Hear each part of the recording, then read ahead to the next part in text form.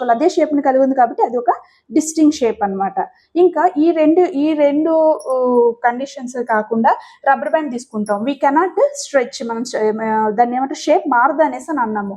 So మనము external ఫోర్స్ని పెట్టినప్పుడు ఏంటంటే సాలిడ్స్కి మనం వాటికి ఏంటంటే అన్ని కాదు కొన్ని, ఇప్పుడు ఉదాహరణకి రబ్బర్ బ్యాండ్ తీసుకుంటే దాన్ని మనం ఎక్స్టర్నల్ ఫోర్స్ ద్వారా స్ట్రెచ్ చేయగలము. అయితే ఇంకా ఎక్కువ ఫోర్స్ చేస్తే దాన్ని స్ట్రెచ్ చేయగలం తప్ప దాని యొక్క షేప్ని మనం అవుట్ చేయలేం, దానిలోని స్ట్రక్చర్ బ్రేక్ అవుతుంది అంతే తప్ప, ఇంకా బాగా ఎక్కువ ఎనర్జీ పెడితే అది స్ట్రక్చర్ అనేది ఇదవుతుంది, బ్రేక్ అవుతుంది తప్ప దాని యొక్క షేప్ అనేది మారదు. సో ఈ క్యారెక్టరిస్టిక్స్ అన్నవన్నీ కూడా మనకి సాలిడ్ స్టేట్లోకి వస్తాయి.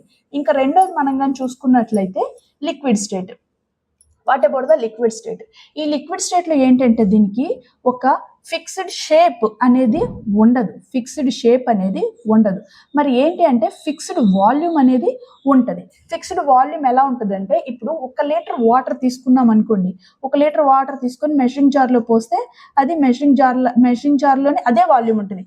మళ్ళీ దీన్నే తీసుకెళ్ళి ఒక ఫ్లాస్క్లో పోసామంటే ఆ ఫ్లాస్క్లోని కూడా అదే వాల్యూమ్ని అది కలిగి ఉంటుంది అనమాట. సో వాల్యూమ్ అనేది మారట్లేదు, వాల్యూమ్ అనేది ఫిక్స్డ్గా ఉంటుంది. రెండోది ఏంటంటే దీనికి ఒక ఫిక్స్డ్ షేప్ అనేది ఉండదు, ఎందుకంటే దీన్ని ఇందులో పోస్తే జార్లో పోస్తే జార్ లాగా ఉంటుంది, ఫ్లాస్క్లో పోస్తే ఫ్లాస్క్ షేప్ లాగా మారిపోతుంది, కాబట్టి దీనికి ఒక ఫిక్స్డ్ షేప్ అనేది ఉండదు. అయితే సాలిడ్ స్టేట్తో కంపేర్ చేసుకుంటే లిక్విడ్ స్టేట్లో ఉండేటువంటి మాలిక్యూల్స్ అనేవి కొంచెం స్పేసియస్గానే ఉంటాయి, ఒకదాంతో ఇంకోటి కొంచెం స్పేస్గానే ఉంటుంది. అయితే ఇంకోటి ఏంటంటే డిఫ్యూజన్. లిక్విడ్ స్టేట్లో మనం చూసుకున్నట్లయితే డిఫ్యూజన్ అనమాట, లిక్విడ్స్ అనేవి చాలా ఫాస్ట్గా డిఫ్యూజ్ అయిపోతాయి.